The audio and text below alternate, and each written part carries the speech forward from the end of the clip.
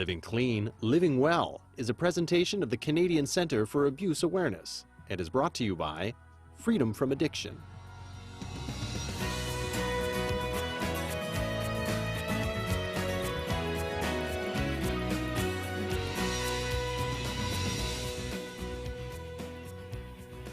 It's Sunday night. Welcome to Living Clean, Living Well, everyone. Really glad to have you along again tonight as we talk about spring. And spring is a time of renewal, it's a time of hope, it's a time of change.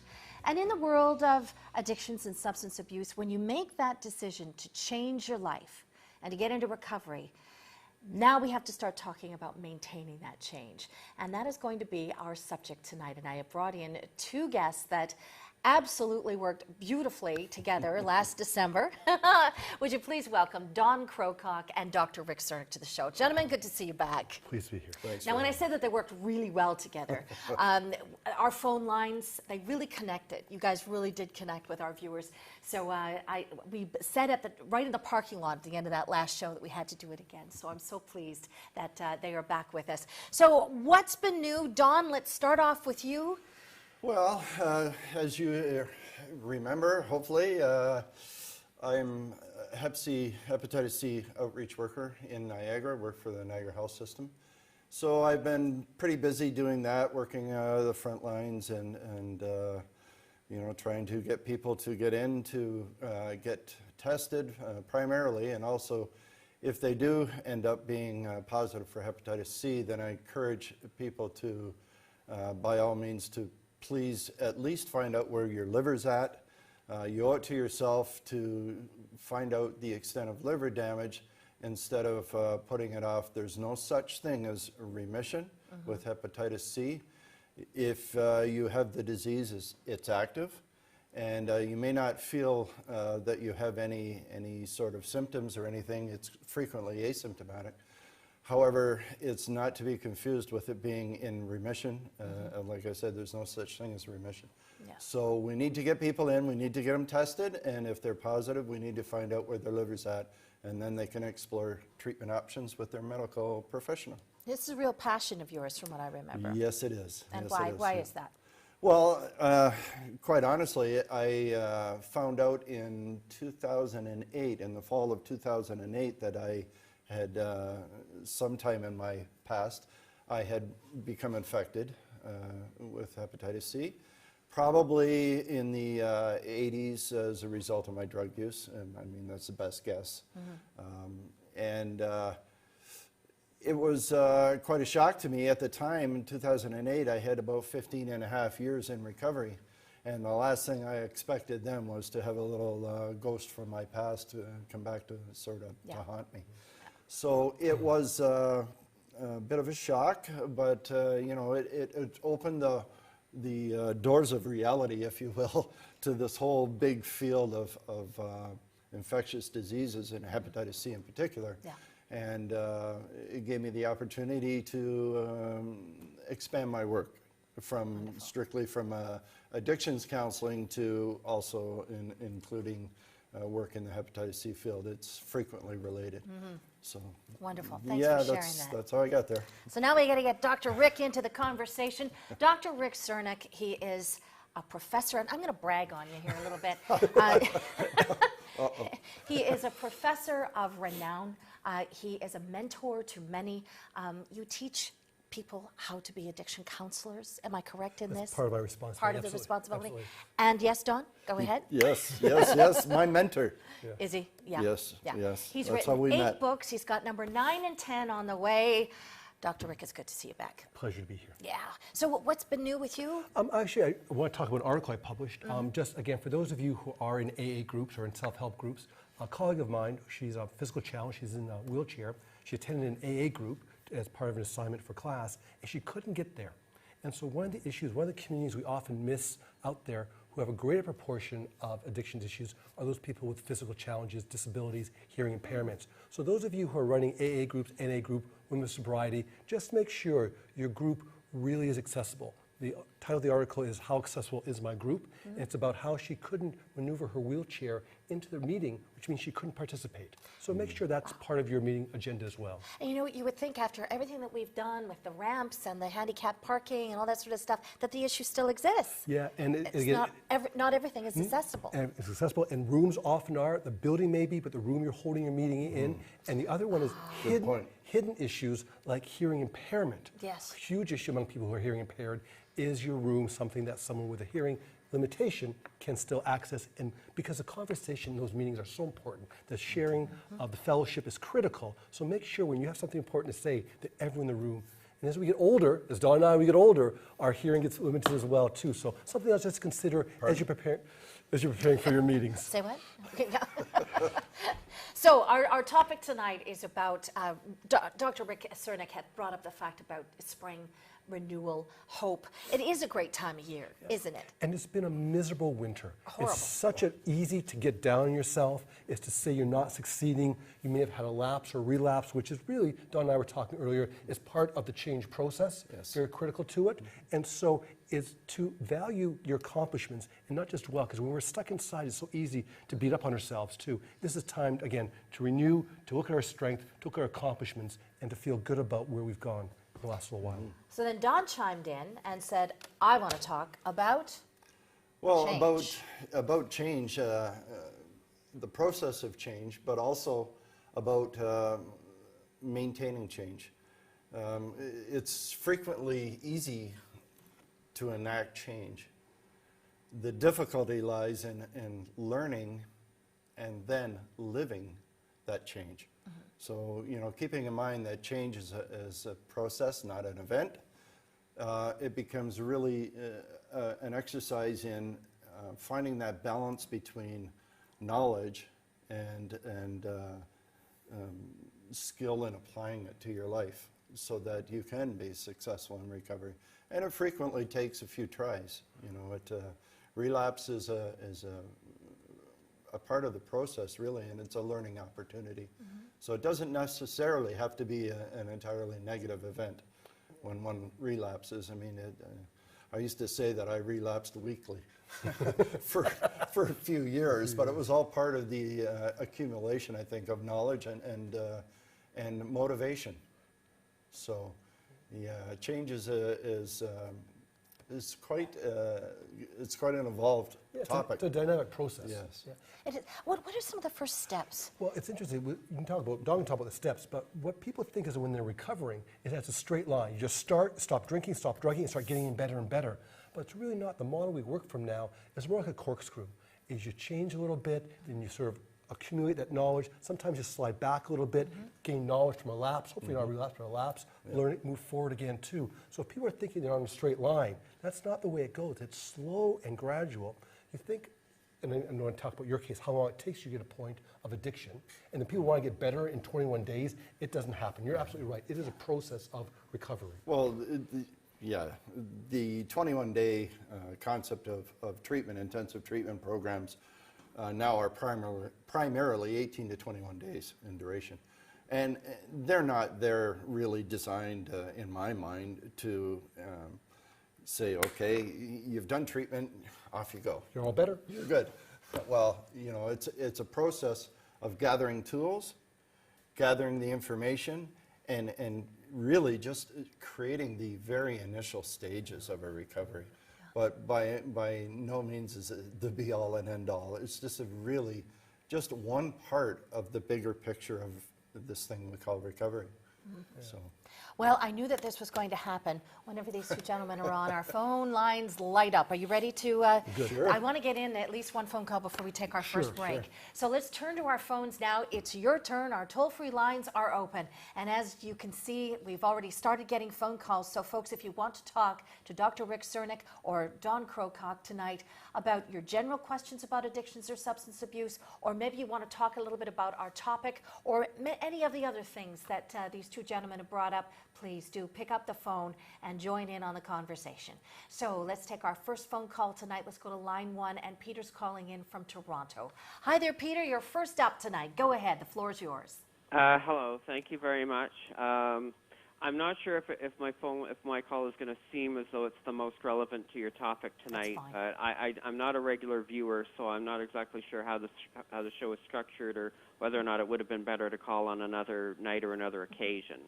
It's okay. Go ahead, Peter. We're here. In any case, I just feel like I'm trapped in a situation like I've spent my whole life pretty much living it in vain, and I can't make my life work. You know, I'm not an addict, and I can say that definitively. I mean, my lifetime alcohol consumption would not fill a trash can, and I never do drugs. It's just that, I was born out of wedlock. My adopted parents put me in a group home when I was a teenager after I wrote a suicide note, and they got divorced a short while after, and I wound up out in the street with nothing. And, I've spent, like the last 30 years, just, living on my own and struggling, as far as I'm concerned, in vain for nothing. And I often feel like I would just have been better off if I, found whatever it takes to commit suicide, because either people would have learned an important lesson from losing me forever, or it would have proven the point that I was never wanted, if I'd never been missed, after I was gone. So, Peter, how are you feeling right now? Are you stable, Peter, or are you thinking of possibly doing harm to yourself? Well, not in the immediate future, but I plan to commit suicide when I'm 48. I plan to commit suicide in my mid-60s, because I think that that's about as much longer as I can last. Because my life is... So, Peter, my heart breaks for you, and I wish I wasn't hearing what I'm hearing tonight. This is a show about addictions and substance abuse, but it's also, if you need to reach out to us, I'm glad that you picked up the phone tonight. Do you want my guests to comment on what they have heard, or did you have a question for them? Do you want them just to comment, Peter? How best can we help you? Well, all I really wanted to do is to be heard, because the thing is that, if it wasn't for people like Martin and Ashley Smith and, Jeffrey Baldwin and, almost anyone else you could mention who's like a headline naming victim, things wouldn't get better. These are all people like who either, were victims of involuntary involuntary homicide or of suicide, and the world became better because people took notice of their absence. And that's an excellent point, Peter, right there, is because of the individuals you've mentioned, we now do have services. So, the question I want to ask you is, have you been to see a counselor? Have you been to talk to someone about your story? And as Donna just said to me, about validation of your life experience, have you talked to anybody yet?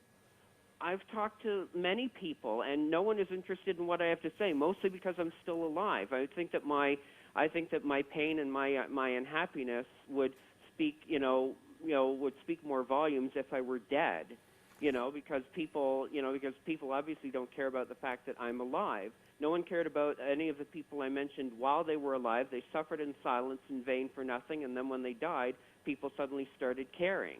And maybe if I committed suicide 30 years ago, maybe Martin and other people wouldn't have had to. Maybe they would have created the Office of Child Family Services and Welfare, or whatever the heck they call it, to look after children in the social service sector, years earlier, by virtue of having lost people like me. The whole system changed. They started letting people who couldn't read graduate from high school. They started trying to come up with anti-bullying strategies and gay-straight alliances and all of these things to make people feel validated. I didn't, all of which was a response to people like me who had to suffer in silence, but because people like me continued to suffer in silence, without dying, that nothing was done until people started dying. Years ago, before Martin and Ashley and Jeffrey died, the Toronto Sun ran a front page editorial with a huge font saying, we need some dead kids. It was a pissed off social worker complaining about how nothing in our society ever changes until vulnerable children die and people take notice of it. Yeah. And You know, Peter, if I could add something, you have been heard loud and clear, and you express yourself so well, and it sounds like you have so much in life to offer. What I'm going to do is I'm going to, Don, did you want to talk to Peter? Well, and then I've got something to say. Just one thing I would suggest, seeing as you're in Toronto, have you ever reached out to the good people at the Center for Addiction and Mental Health, CAMH? Because I think that there would be people that would be very interested in working with you and listening to you and understanding your story and working with you to perhaps get through some of the issues that you're talking about here right now. And, you know, it might be a good place for you to turn to. That's CAMH, Center for Addiction and Mental Health. And Rick, did you have a follow-up? And again, I just want to reinforce the fact that I think you mentioned excellent points, is that people have suffered, and because of that, there have been services and programs put together. There's a very critical point for, not just for you, Peter, everyone listening out there. If you've gone to a counselor, it hasn't worked. We're not magicians. Yeah. You have to have that right match and right fit. So if something doesn't work for you, try something else. Please, there are all sorts of options, wonderful agencies out there. It is not Don or I could help all people out there. So if it doesn't work for you, consider other options. Okay. And Peter, you keep mentioning Martin. I have a feeling you might mean my late brother-in-law, which was Martin Kruze. Martin did commit suicide because of the pain that he had. You know, one day we'll know when we're in heaven and we can talk to him again, but no one knows what's going on in someone's mind. But I can tell you, because I have witnessed this, I have lived through the aftermath of a loved one's suicide. I have seen the devastating effects that it had, not only on the family, but his community and the people that he worked with and the people that he reached out to.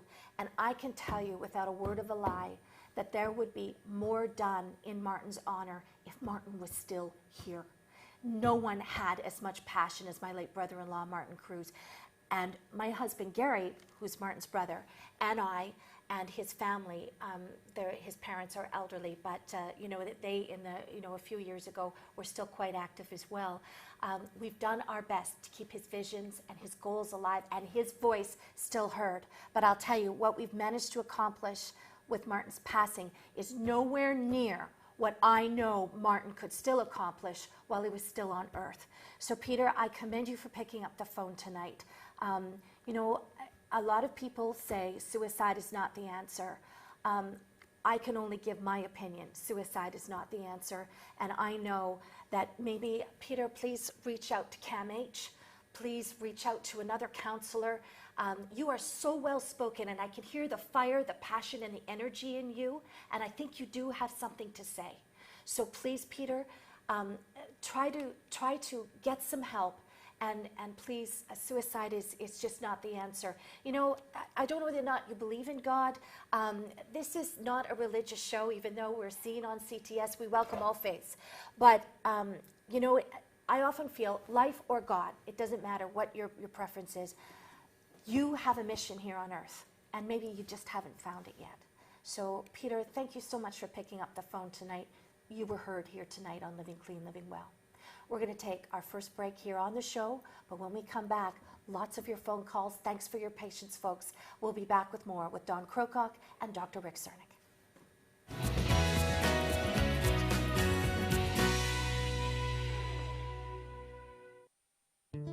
It's scary to think that you're going to live the rest of your life without drugs and alcohol when it's all you've depended on. But there is hope. I knew I couldn't do it alone, and treatment allowed me the chance to ask for the help that I needed in order to believe that I could live a sober life. I got the help and support that I needed, and even now that I've left, I still have that support there.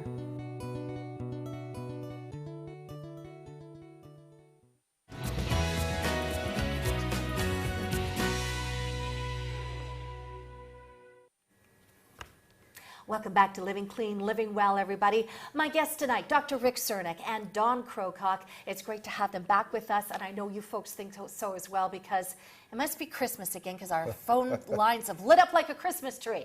So let's get back to work.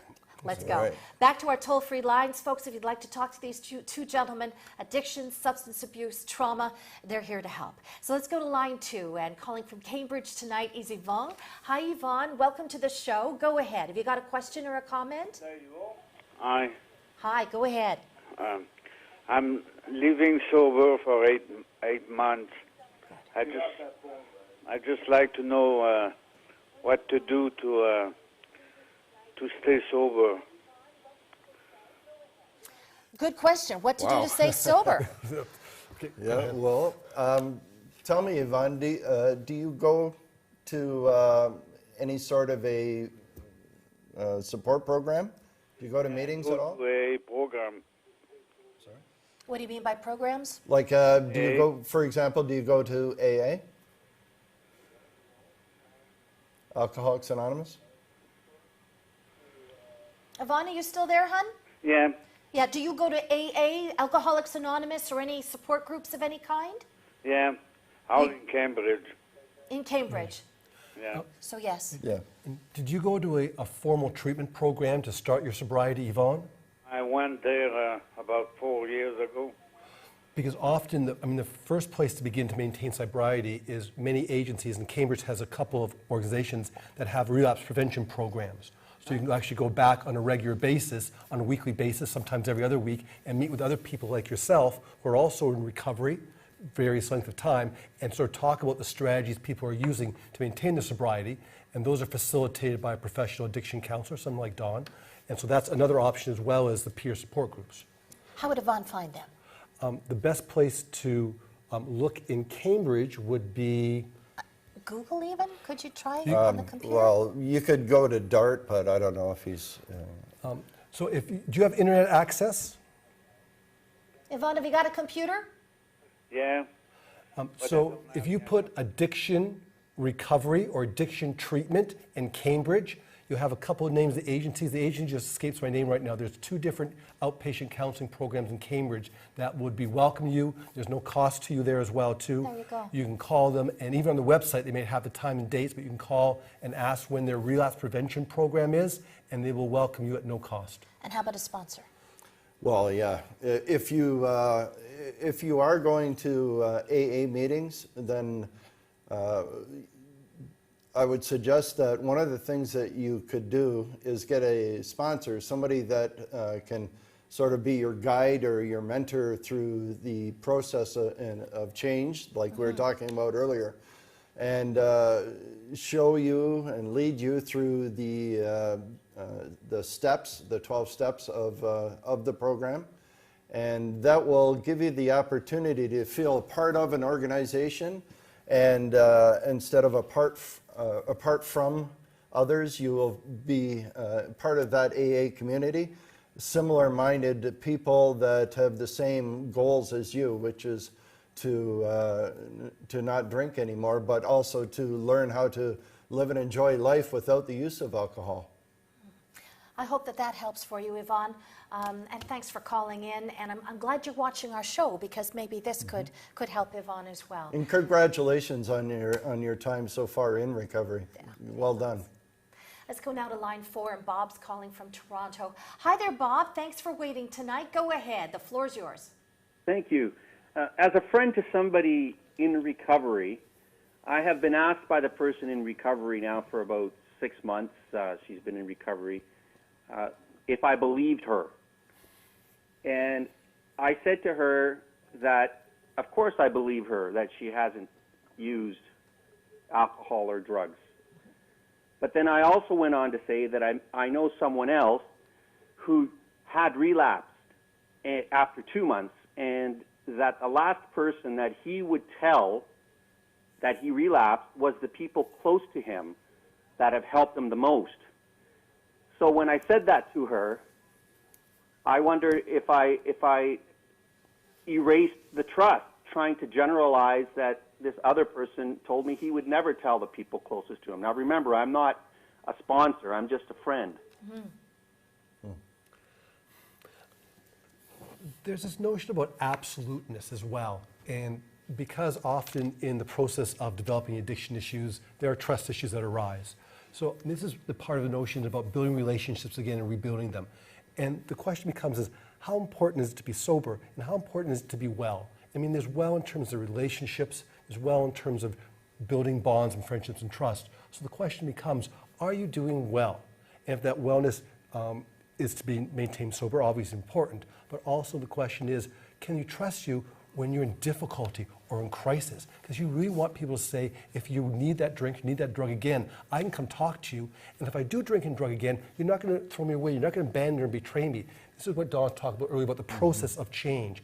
And so it's not about you believe me or don't believe me, but when I'm struggling, will you support me no matter what my decision to help me on a path to continue to be well?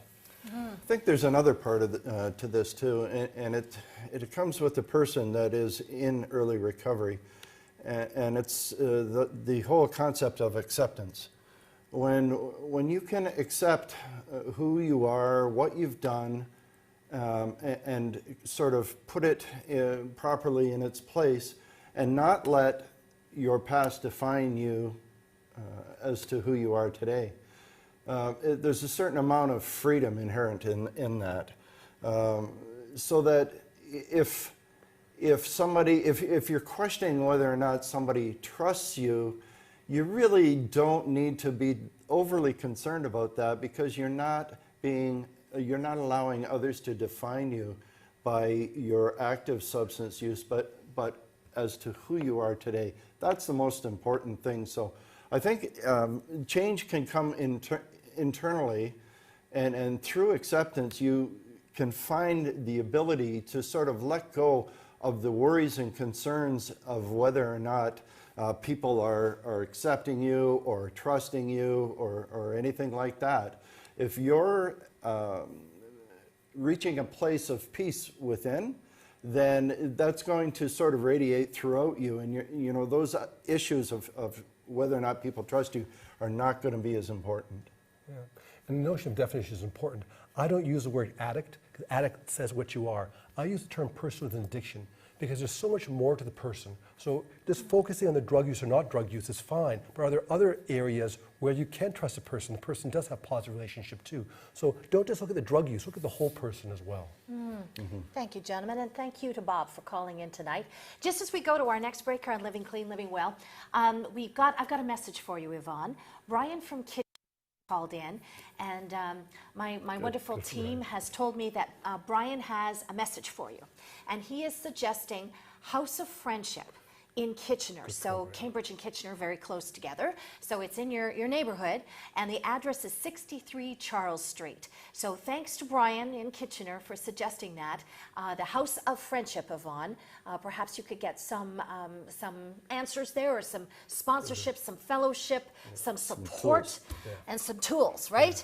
Tools for the toolbox. 63 Charles Street in Kitchener. So time for another break here on our show, but when we come back, more from Don and more from Rick.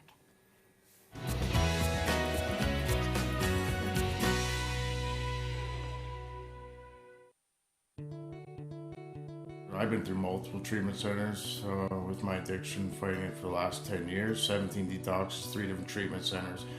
But they put me into counseling and everything here after my detox, which was the smartest thing I could have ever done. I got the real demons out of me that I wasn't able to do over the last 10 years with all those other detoxes, all those other treatment centers, from private ones to government ones. And this place has actually given me my life back. Hello, I'm Ellen Campbell, the CEO and founder of the Canadian Centre for Abuse Awareness. As a charity, we depend on viewers such as yourself to support the programs for First Nations, women and children, anti-bullying, and elder abuse. I invite you to visit our website, see what you can do to share. Any donation over $20 will receive a tax receipt. Thank you so much for all your support.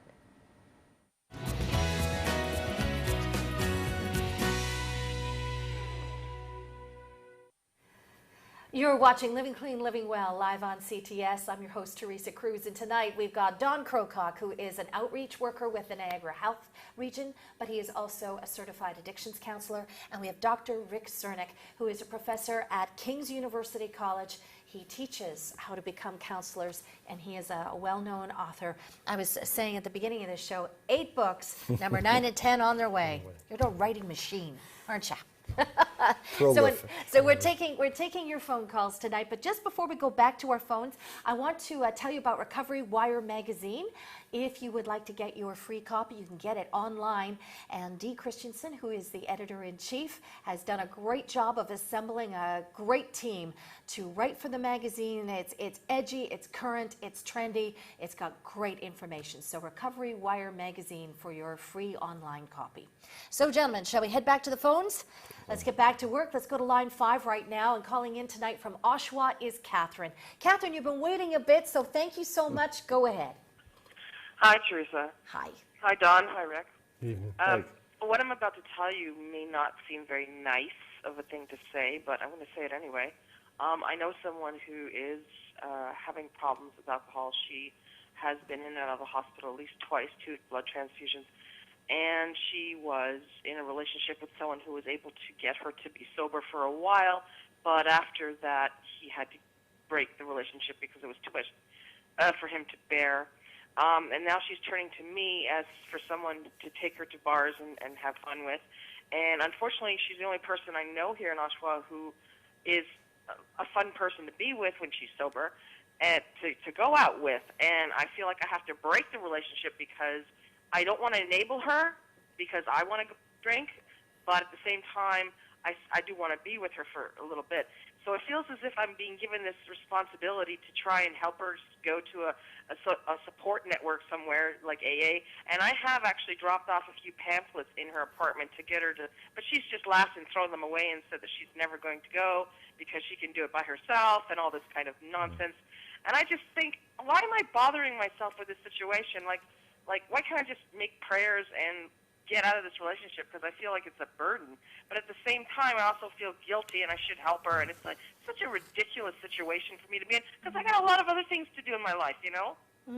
Well, you care. We're human beings. You sound like such a lovely, wonderful lady, but obviously frustrated. Gentlemen, you're the experts. Talk to Catherine. Well, I'll start. One of the things that is probably the most difficult to do is to suggest or get someone to change that isn't there yet, that doesn't want to. In counselor speak, we call it pre-contemplative. And really, about the only thing that we can really do to a person that's pre-contemplative, meaning that they're not even really thinking about change yet, the best we can do then really is to supply literature or things like that in hopes that they may suddenly read something that sets off the light bulbs, if you will. The other thing that may be an opportunity for you to help her is a little thing that we call cognitive dissonance.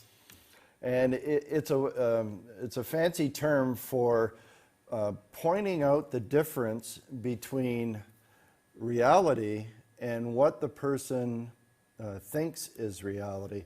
Frequently with a substance user, somebody that's going through difficulty, in this case with alcohol, they will have this idea of who they are and how their life is and everything, their reality, their paradigm.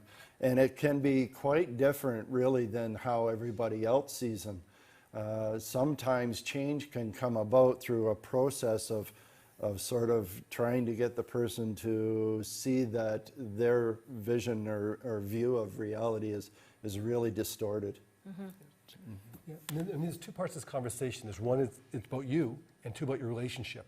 So the thought I have is, are you taking care of yourself? Are you well? What does this relationship mean?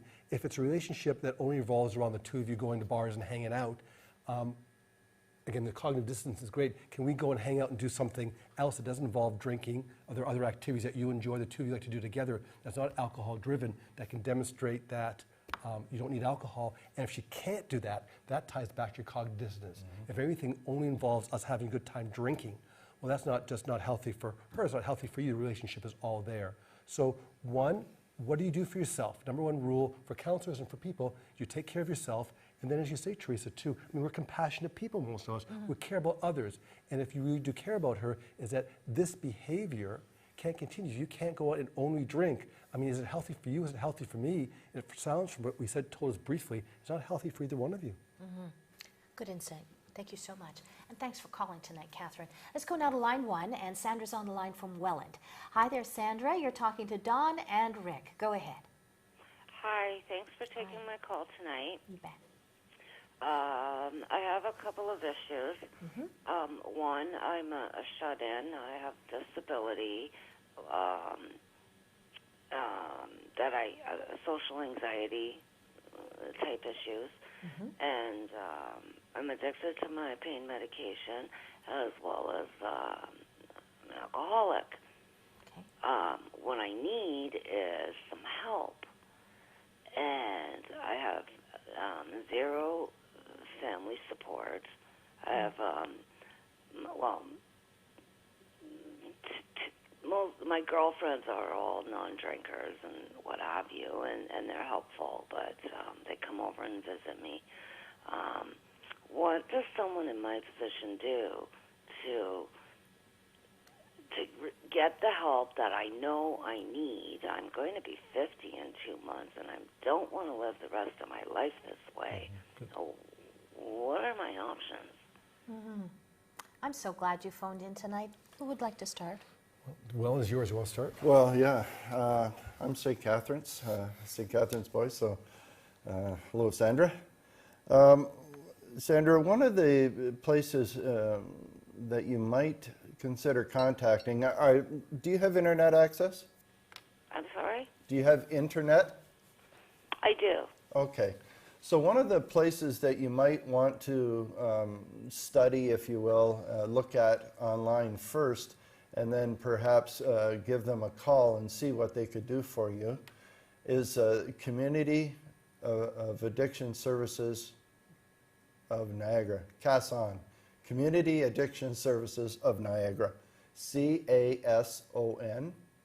And they have coverage throughout Niagara, and they're the assessment referral agency, as well as individual counseling, the whole spectrum of particularly of initial stages of contact. So they're what we call an entry point into a treatment system. So you might want to try reaching out to them. I believe she mentioned that she's a shut-in, though. Yeah, well, she could describe that to them and see if they, I believe that they have some mobility.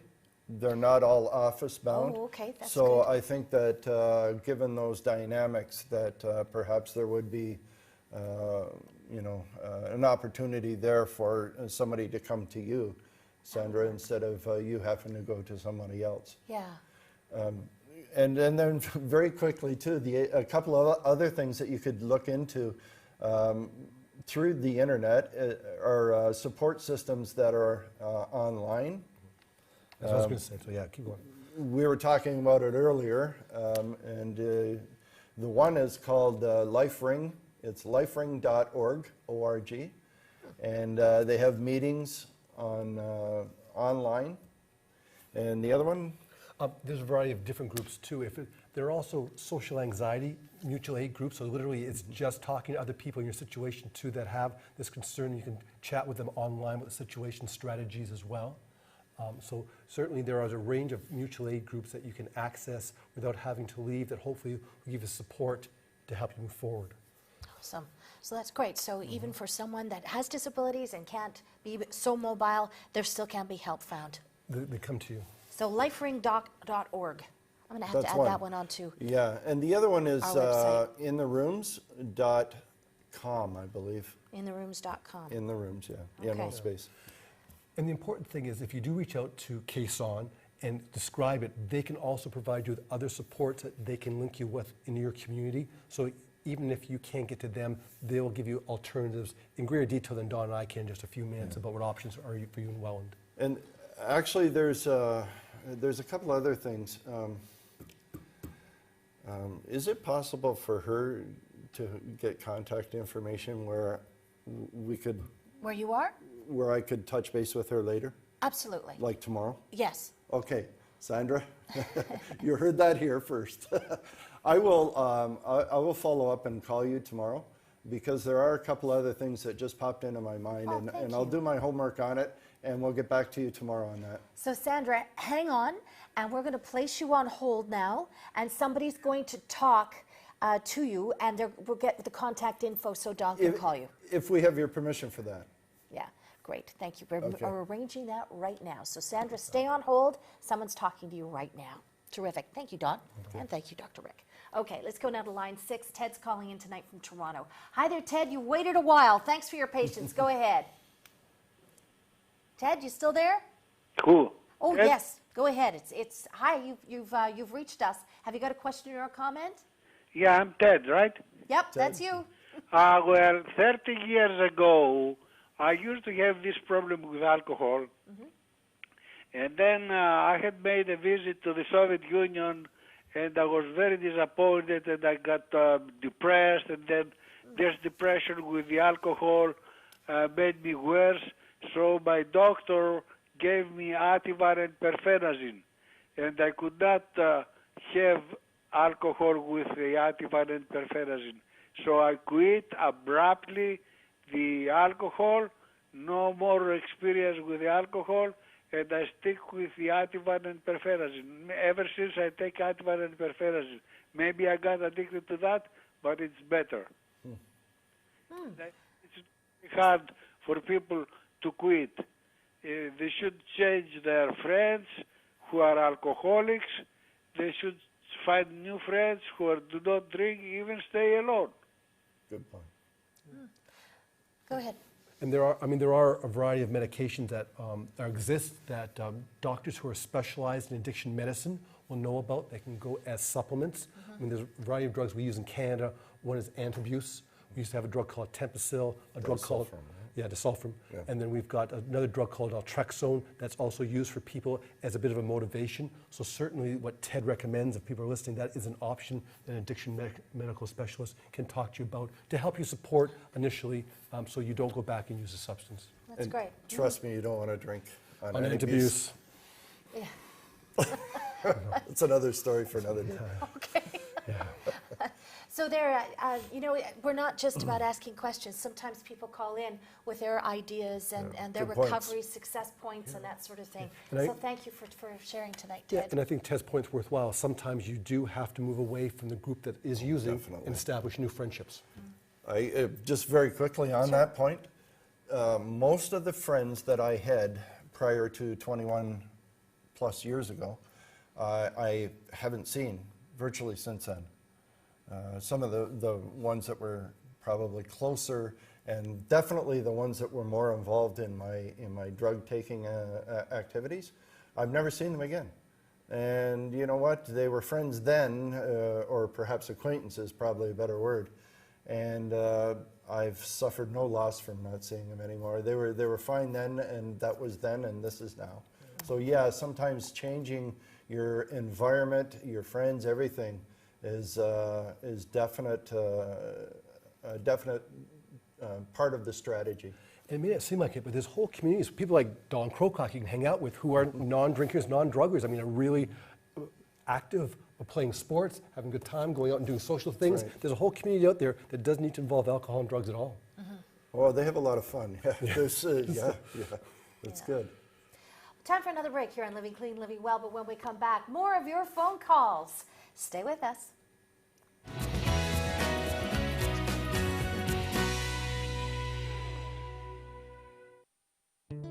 It's scary to think that you're going to live the rest of your life without drugs and alcohol when it's all you've depended on.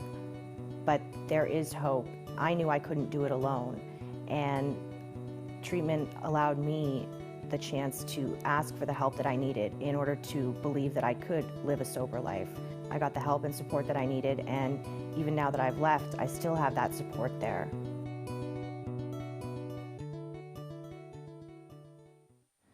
Hello, I'm Ellen Campbell, the CEO and founder of the Canadian Centre for Abuse Awareness. As a charity, we depend on viewers such as yourself to support the programs for First Nations, women and children, anti-bullying, and elder abuse. I invite you to visit our website, see what you can do to share. Any donation over $20 will receive a tax receipt. Thank you so much for all your support. Statistics state that it is likely you know a victim of abuse. It could be a friend, a relative, a colleague. It could even be you. 1 in 3 girls and 1 in 5 boys will be sexually abused before they reach the age of 18. Please give them hope. Help us make it stop. Go to abusehurts.com and give to the Canadian Centre for Abuse Awareness.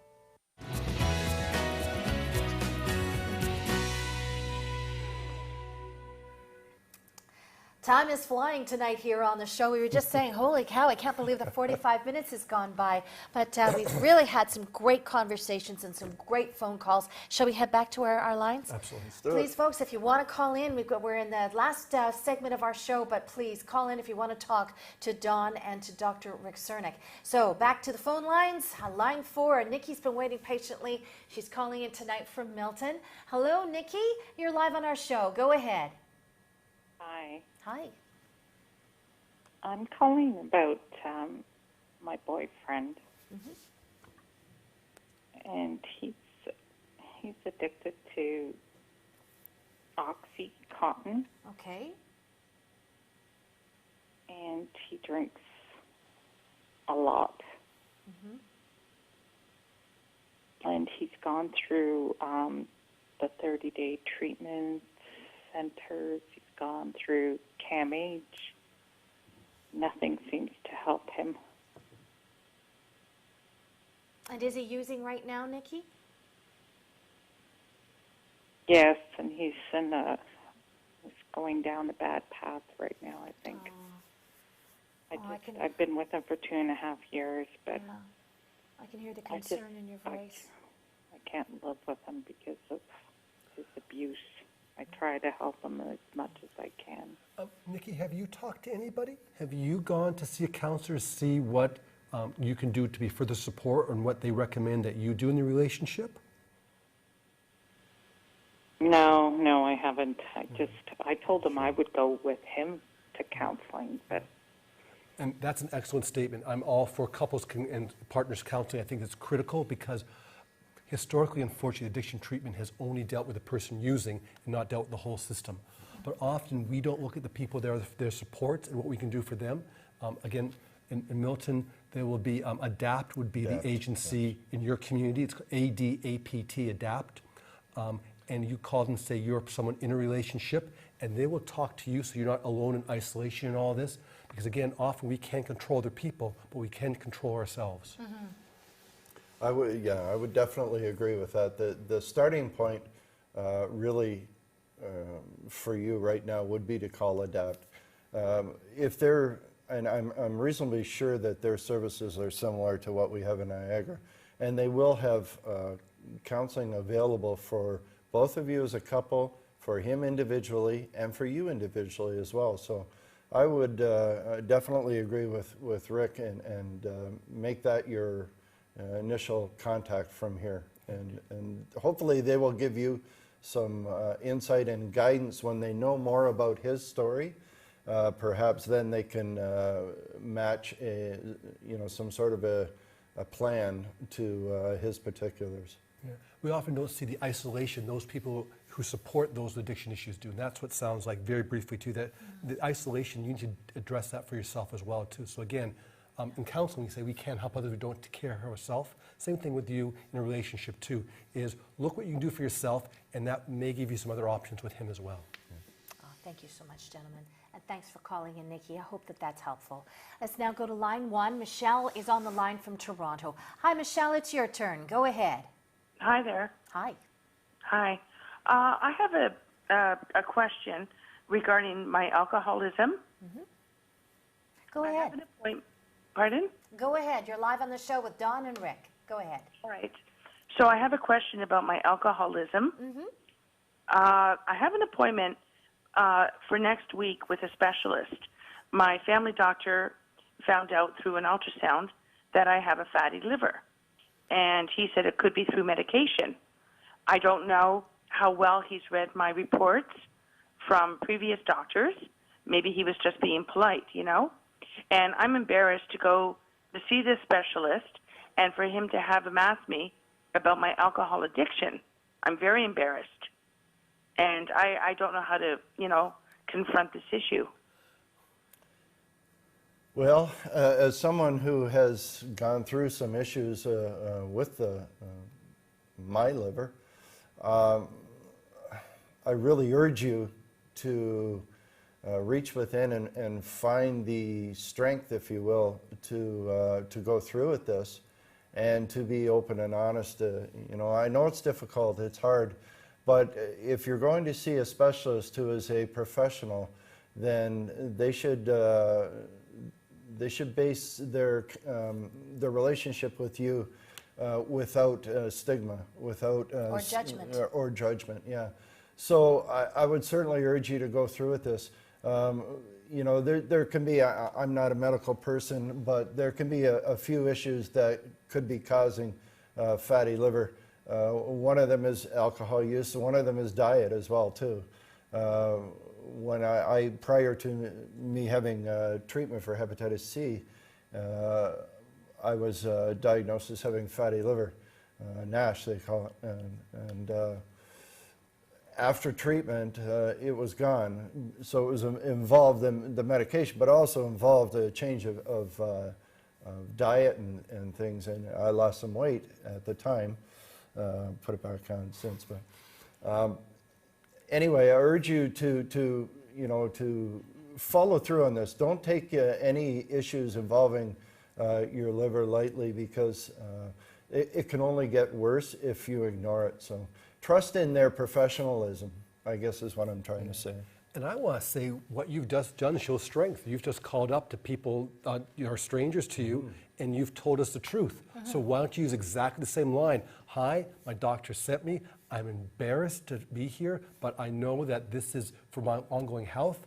And as I agree with Dawn, is that most medical professionals, they see this day in, day out. They see it as a situation to help you get better. It's not about you as a person, but it's you as someone that is physically not well. Especially if you preface your discussion with what Rick just suggested. You know, if you open it up with something to the effect of saying that, you know, I'm a little bit embarrassed by this, then chances are very, very high that anyone in the medical profession would recognize that you are uncomfortable, but you're still having the courage to come forward and discuss it. So they would probably react, you know, really favorably. So, you know, go for it. And see that you're a risk taker. You're willing to risk your personal emotions for your health, which is a huge statement. Yeah, exactly. Good for you. Yeah. So, Michelle, be brave. Yeah. And You're already brave. You already called. brave, Yeah. exactly. And just as Donna Rick said, just be honest, because what comes down to the bottom line is your health, right? That's it. Yeah, your good health. So all the best to you, Michelle. So, you know, we were hearing a lot tonight from people that, you know, there's been a lot of various issues that we've talked about tonight, but we started out our show talking about change and the ability to make a change.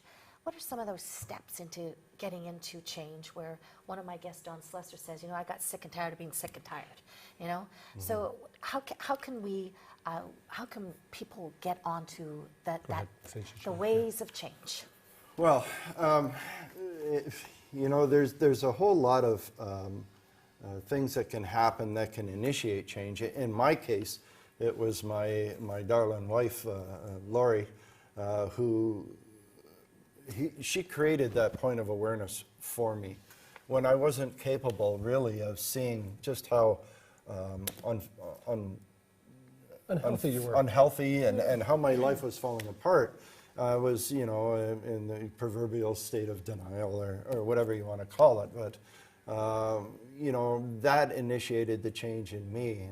And I think, you know, going to treatment is certainly, you know, what we call going to treatment, whether it be, you know, a strategy to reduce your intake initially. You know, some sort of a harm reduction strategy where total abstinence perhaps isn't your immediate goal. Maybe you need to minimize your use or bring your use down or something so that you're not doing more damage.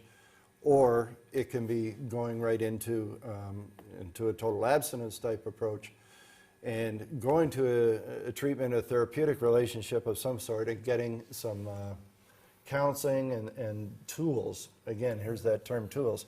Get some tools that you need to enact change and then learn how to maintain the change. And therein lies the secret, learning how to maintain change over a period of time. I think that everyone that called in today exemplifies this. When you've called in, you've already identified that something's uncomfortable in your life, that something isn't quite right, and that discomfort, that dissonance, as you mentioned earlier, is bothering you, or you wouldn't call in, you wouldn't be watching the show. So you've already recognized that something needs to be changed. So you've made the biggest issue is, in the term is pre-contemplation, not thinking about it, to contemplation. By the fact that you've thought about it, you've taken the next step. After contemplation comes action, and hopefully some preparation, action, and then hopefully some of the comments we've helped you say that I am strong enough, I've got supports around me, the supports in the community that will help me move forward and prepare and then take some action. Yeah, and the thing, if anybody's struggling with maintaining their recovery over a period of time, you know, the initial, we used to call the pink cloud of euphoria of early recovery. That passes, and then you get down to the real nuts and bolts of living life without the use of drugs or alcohol, whatever, or both, whatever it is in your case. And that's when the community, the supportive community that you have is really important. Surround yourself with people that are like-minded, people that can act as guides, as mentors, as supports, as brothers and sisters in a similar cause. But you need to have that sort of an influence in your life. You need to be able to feel a part of. And that will really help you to maintain the change that you've enacted. Wonderful. That's so great. We're going to come back for final thoughts. Just as we go to our final break, I want to tell you that coming up next week, I am bringing on a doctor that has had great results in helping patients get off pain medication. So Dr. Gupta and Freedom from Addiction will be joining us on April 27th. So I hope you can tune in for that show. Final thoughts from Rick and Don after this.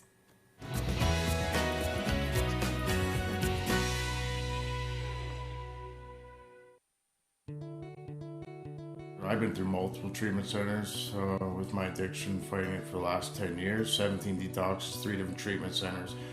But they put me into counseling and everything here after my detox, which was the smartest thing I could have ever done. I got the real demons out of me that I wasn't able to do over the last 10 years with all those other detoxes, all those other treatment centers, from private ones to government ones. And this place has actually given me my life back.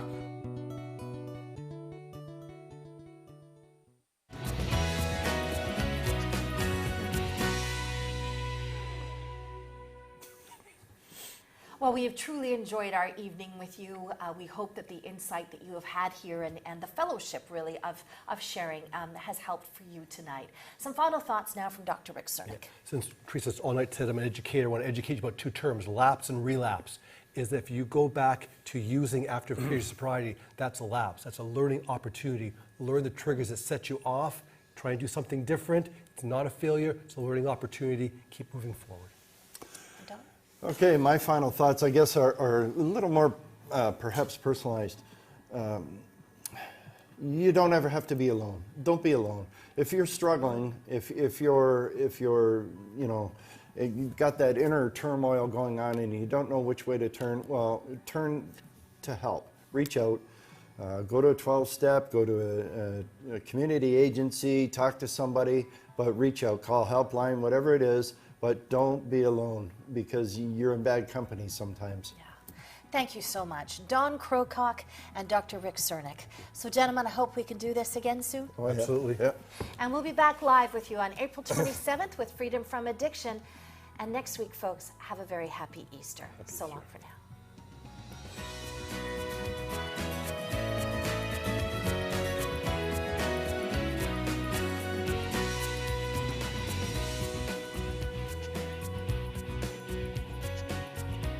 Living Clean, Living Well has been brought to you by Freedom from Addiction and is a presentation of the Canadian Centre for Abuse Awareness.